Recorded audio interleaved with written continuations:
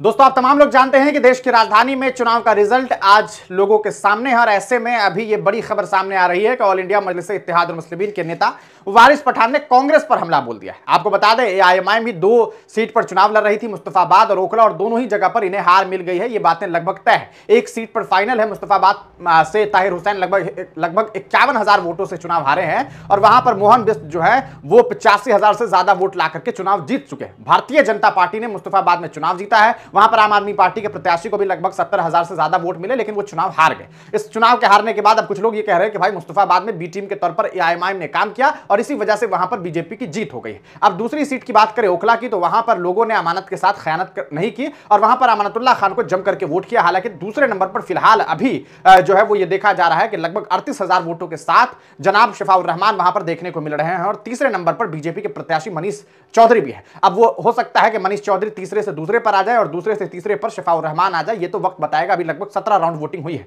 लेकिन इस बीच आपको बता दें, ऑल इंडिया मजलिस इत्तेहाद मुस्लिमीन के राष्ट्रीय प्रवक्ता वारिस पठान, जो कि महाराष्ट्र से आप जानते हैं नेता हैं और पूर्व में विधायक भी रह चुके हैं मजलिस से, उन्होंने सीधे तौर पर यह बड़ा दावा कर दिया है कि भाई हम तो पहले से कहते आ रहे थे कि असल में बीजेपी की बी टीम कांग्रेस है, लेकिन इस बार सीधे तौर पर आम लोगों को भी यह बात समझ में आ गई है कि बीजेपी की असली बी टीम कांग्रेस है। असल में यह बात वारिस पठान इसलिए कह रहे हैं क्योंकि दिल्ली में जिस तरीके के चुनाव का रिजल्ट सामने आया है, अगर आप अरविंद केजरीवाल की पार्टी के हार की वजह को तलाशेंगे तो आपको एक बड़ी वजह यह समझ में आएगी कि कांग्रेस और आम आदमी पार्टी के बीच में जो गठबंधन टूटा और अरविंद केजरीवाल के अगेंस्ट में कांग्रेस ने तमाम सीटों पर प्रत्याशी उतार दिए, इससे यह बात साफ समझ में आई कि लगभग 12 से 17 सीट ऐसी है जहां पर अरविंद केजरीवाल की पार्टी को सीधा नुकसान कांग्रेस ने पहुंचाया। जितनी मार्जिन कांग्रेस के प्रत्याशी के कहा जा सकता है, जितनी मार्जिन अरविंद केजरीवाल की पार्टी और बीजेपी के पार्टी के नेता के बीच में रही है, उतनी ही मार्जिन से थोड़ा सा ज्यादा वोट जो है वो कांग्रेस के प्रत्याशी ने हासिल किया है। ऐसे में लोग ये कह रहे हैं कि अगर कांग्रेस चुनाव नहीं लड़ती या कांग्रेस अगर गठबंधन में रहती तो मुमकिन था कि अरविंद केजरीवाल की सरकार एक बार फिर बन जाती, लेकिन इस बार ऐसा नहीं हुआ। कांग्रेस ने अलग से चुनाव लड़ा, अरविंद केजरीवाल ने अलग से चुनाव लड़ा। आपको बताते चले, अरविंद केजरीवाल की हार ये अकेली हार भी नहीं है।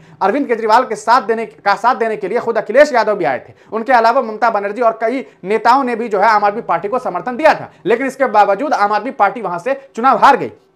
इसके पीछे सीधे तौर पर लोग ये कह रहे हैं कि भाई कांग्रेस से गठबंधन नहीं हुआ, कांग्रेस ने अपना प्रत्याशी उतारा और कांग्रेस खुद जीतने के लिए नहीं उतरी थी बल्कि हराने के लिए उतरी थी और कांग्रेस इसमें कामयाब भी रही। क्या आपको वाकईतन ऐसा लगता है कि वारिस पठान जो कह रहे हैं कि भाई बीजेपी की बी टीम कांग्रेस है, क्या आपको ऐसा लगता है? हालांकि आपको बताते चलें, अरविंद केजरीवाल को लेकर के सीधे तौर पर असदुद्दीन ओवैसी बार बार ये कहते थे कि एक बड़ा मोदी है और एक छोटा मोदी है, एक बड़ा रिचार्ज है, एक छोटा रिचार्ज है। यानी कि असदुद्दीन ओवैसी सीधे तौर पर संघ परिवार का एक हिस्सा अरविंद केजरीवाल को भी मानते थे। तो यकीनन ये बात कही जा सकती है कि असदुद्दीन ओवैसी भी ये चाहते थे कि अरविंद केजरीवाल चुनाव जरूर हारे, लेकिन जो जीत और हार का मार्जिन है उसको अगर पैमाना बनाया जाए तो सीधे तौर पर आप ये बात समझ सकते हैं कि भाई जो कांग्रेस पार्टी है उन्होंने अरविंद केजरीवाल को हराने में एक बड़ा रोल अदा किया है। इस बात को इस तरह से समझिए कि कई सीट है, जैसे पूर्व मुख्यमंत्री अरविंद केजरीवाल की सीट को ही देख लीजिए, वहां पर प्रवेश वर्मा से जितने वोटों से वो हारे हैं उससे बहुत थोड़ा सा ज्यादा वोट जो है वो संदीप दीक्षित, जो कि शीला दीक्षित पूर्व मुख्यमंत्री कांग्रेस की के जो बेटे हैं उन्होंने हासिल किया है। तो साफ तौर पर आप इस तरीके से भी समझ सकते हैं कि अगर वहां पर